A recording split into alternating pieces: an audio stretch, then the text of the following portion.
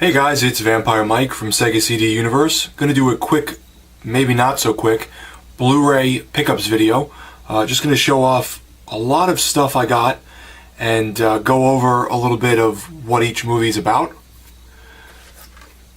So first I got Evil Speak on Blu-ray. Evil Speak is a Clint Howard film where he's this nerd in a military academy who has no parents, and everyone picks on him and beats him up and is very, very mean to him. He gets pushed like extremely far, and throughout the movie he starts to realize how to use this computer and these old books to summon like a demon and get like special powers and get his revenge. It's not really a creepy movie, but it is a cool movie. It's one of the first times in a movie that I think they went into like computer stuff, sort of like, what's that movie, War Games, or something like that. It's a cool flick. It's a cool B horror movie. As I said, it's not really scary, but it's interesting, and I like Clint Howard. I think he's pretty funny and plays the weirdo very well.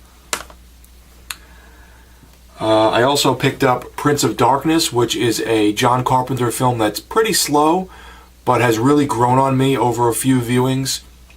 It's about these scientists that go into this church and are like holed up and trying to figure out what this evil gel that they have in this container is, and all of them start like experiencing weird things, and then they realize that in the container is like a manifestation of evil, and anything around it is getting affected, and all hell breaks loose. It's a cool movie. It's really good. It's got some really good atmosphere, and it's not one of Carpenter's faster, funnier movies, like maybe Big Trouble in Little China or one of his other films, but it was very good. I also picked up Mandy on Blu-ray, which is a great Nicolas Cage movie where his girlfriend gets kidnapped and murdered very brutally by this cult, and he takes his revenge on them. It's got this sort of, how do I put it, like demonic biker gang in it that he goes after. Lots of really cool imagery. The first half of the movie is kind of slow, but then it gets faster and crazier as the movie goes on. Definitely give this a watch if you haven't seen it. Just give it a chance, because as I said, it is kind of like slow, and some people use the term mesmerizing, but it's definitely a little bit of a sludge to get through at the beginning of the film.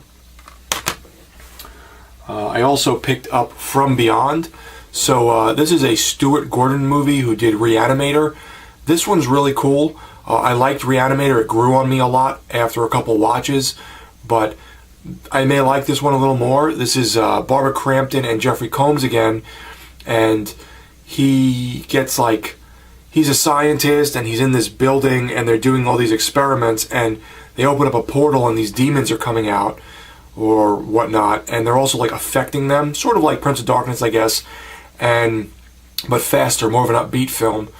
And the demon like takes over and kills his partner, his scientific partner, and then he goes back with Barbara Crampton and she's trying to figure it out with him. It's cheesy, but it's really cool, has some good special effects. I'm a huge fan of Tim Thomerson in the movie Trancers, which is a Full Moon movie.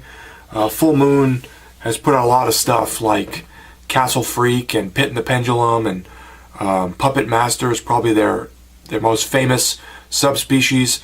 But I've always really loved the Trancers movies, so I picked up, I'll do these all together, I picked up Trancers 1, 2, and 3 on special on eBay from Full Moon.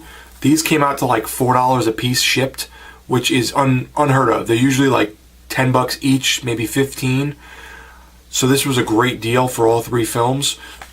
The other three actually are not on Blu-ray yet, but it's sort of like a Blade Runner meets, I don't even know what I would say it meets, but it's sort of like time travel with Blade Runner elements, and this guy who's turning all these people into like these monsters or demons, zombies, excuse me, and controlling them, and they going back in time trying to take out people's family in the past so that they're not born in the future to do certain things. It's a cool film, very cheesy, B sci-fi, but I really enjoy these. I also picked up Death Row Game Show, which is a hokey, almost trauma-feeling film where they take people on death row and they give them a chance at a reprieve to play these really crazy games, but if they don't win, they get killed on air. And the game show host gets like wrapped up in this plot where they're trying to kill him because he's killed a mob boss who was on death row. See if I can change this light a little bit here. Not really. I also got this, was another strange one, In the Aftermath. This is a Code Red release. It just got re-released again by, I want to say Vinegar Syndrome, though I could be wrong. It might have been Diabolic. This is a movie where they took an old anime from, well, this is old as it is, but they took an old anime called Angel's Egg by Mamoru Oshii, who did Ghost in the Shell. And they took a movie, a live action film, and spliced them together where something will happen in the anime and then it'll pick up where the live action leaves off, or vice versa. And it's an interesting concept. It's not done very well because Angel's Egg was already a movie, but it's about this girl in Angel's Egg giving this like special egg to someone to help like repopulate and help the Earth or whatever planet she decides to give it to like fix themselves. So after the apocalypse, these people are searching for some kind of way to help the society kind of get back on its feet. People are like crazy and killing each other and stuff. At least that's what they allude to. And they mix it with the anime, where the anime people are trying to help the people in the real, in the real world, kind of make things better. So it's a cool film. It was interesting. People really bashed it because they felt like it was nonsensical, but I understood what was happening. It was just they really, they took something that was already a piece of media and then put it together with something new, and they had to kind of mesh it as best as possible. Another Clint Howard film, we have Ice Cream Man, which I found on DVD at the flea market really cheap for my friend, and then I watched it and thought it was kind of interesting, and then I picked up the Blu-ray, and I really like it. It's a horror movie where Clint Howard is an evil ice cream man who kills people, and it's got some funny one-liners, cheesiness, and it seems to be on a lot of people's kind of nostalgic lists when they go back to old horror movies that they watched when they were maybe kids or teenagers. So check out Ice Cream Man if you haven't seen it. It's pretty silly and fun.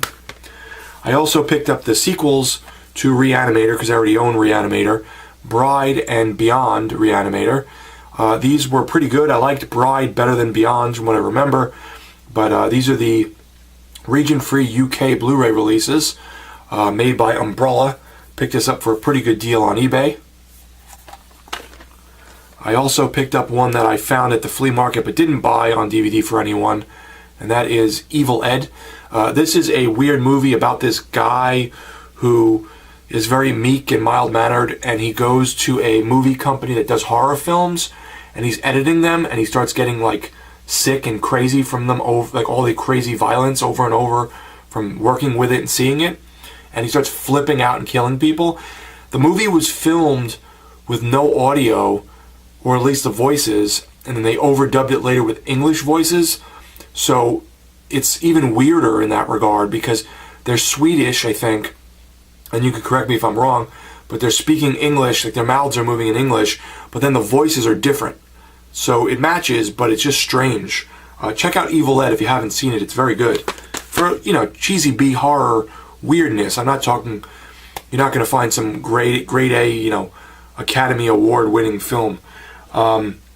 Castle Freak, which I mentioned earlier, is a full moon movie with, again, Barbara Crampton, who I think is attractive, and Jeffrey Combs from Reanimator and From Beyond, who they inherit this castle, and there's this weird mutant living in the castle that's some kind of relative, and he's killing people. Cool little take on I guess sort of like a Quasimodo type thing. I also picked up Mindwarp and Brain Scan. Mindwarp is a futuristic post-apocalyptic movie about these people that like go into the Matrix, before the Matrix, I believe, who 1991, yeah, so before the Matrix, and they're trying to like break out of this like confined area where they use the net to log on to, and then they want to see what's out in the wasteland. It was really good. It also has what's his name, the guy from Bruce Campbell in it. Brain Scan has Edward Furlong.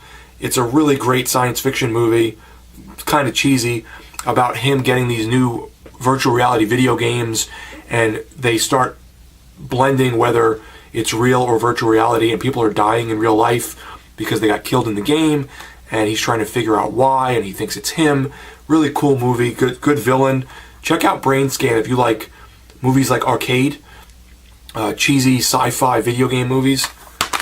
I also picked up Pit and the Pendulum, which has Lance Hendrickson and Jeffrey Combs again, where they capture these people and they're kind of torturing them and trying to figure out who's witches and who's going against God or against Christianity, and sort of like the Roman times, I guess. And they eventually like have revenge on the people that are doing them wrong. But it's a pretty cool movie, sort of in that similar feeling as Castle Freak, I guess, because it's also a Stuart Gordon film. So he did, Reanimator and Castle Freak, Pit and the Pendulum. He's done a lot of cool little, From Beyond, cool little like underground B movies.